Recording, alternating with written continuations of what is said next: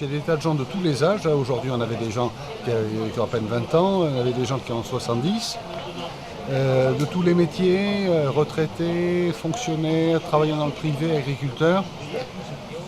S'il y a quelque chose, il y a peut-être des édiles qui ont loupé un message important et qui sont embarqués dans un truc technocratique sans penser qu'il fallait avoir tout le monde à bord d'un projet aussi important.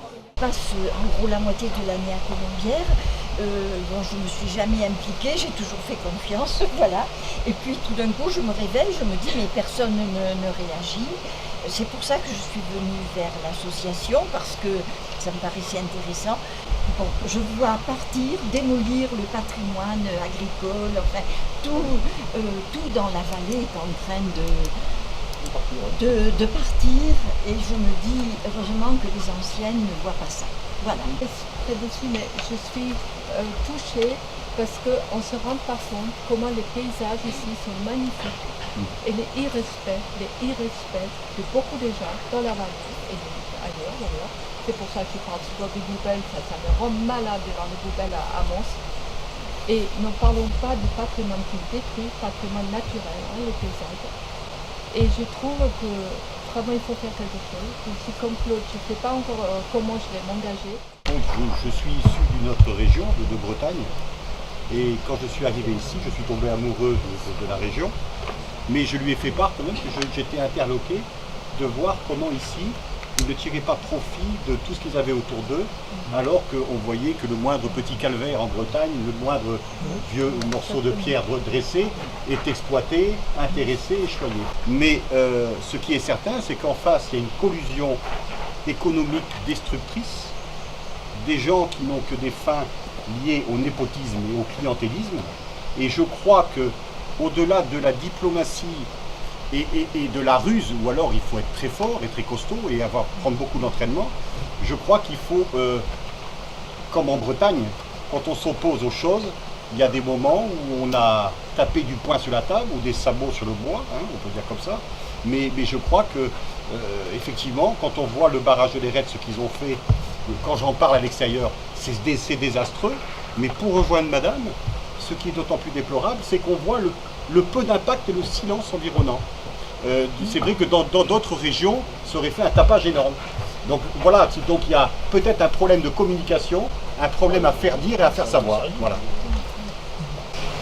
Voilà, donc c'est plus informer, pour voir aussi qu'il y a encore des gens en France qui luttent pour des causes et pour défendre le patrimoine, comme je dis, donc c'est vraiment des causes très louables et c'est encore très important. Et comme vous le soulignez, c'est dommage qu'il y ait aussi peu de jeunes.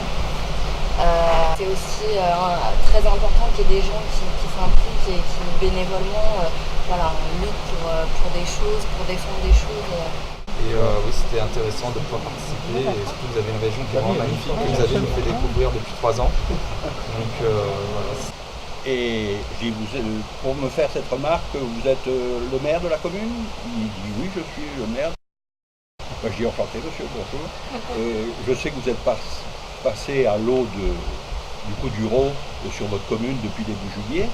Pouvez-vous m'en parler et me dire pour quelle raison vous avez adopté cette formule?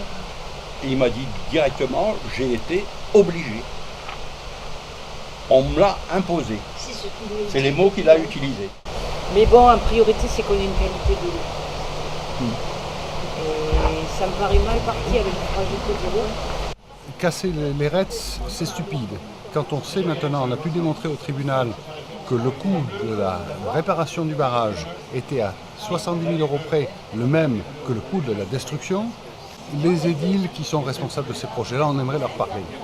Donc, ce qu'on aimerait, c'est pouvoir, avec les gens qui sont représentés, qui sont très variés, engager un dialogue avec M. Arcas et avec les maires des communes en disant, bon, par exemple, le site de l'Érette, qui est un véritable carnage actuellement, intervenir ou être acteur sur le chantier de nettoyage. Bon, bien sûr, derrière, on va vouloir de la transparence et voir des comptes sur comment, depuis 12 ans, le syndicat pilote son affaire. Et où est-ce qu'il va? Parce qu'on a l'impression qu'il n'y a pas de pilote dans l'avion. Ou alors, s'il y a un pilote, est-ce qu'il a des intentions honnêtes ou non? Ça, il faudrait pouvoir mettre des choses au clair pour savoir si on peut leur faire confiance ou non. de la manière dont ils pilotent actuellement.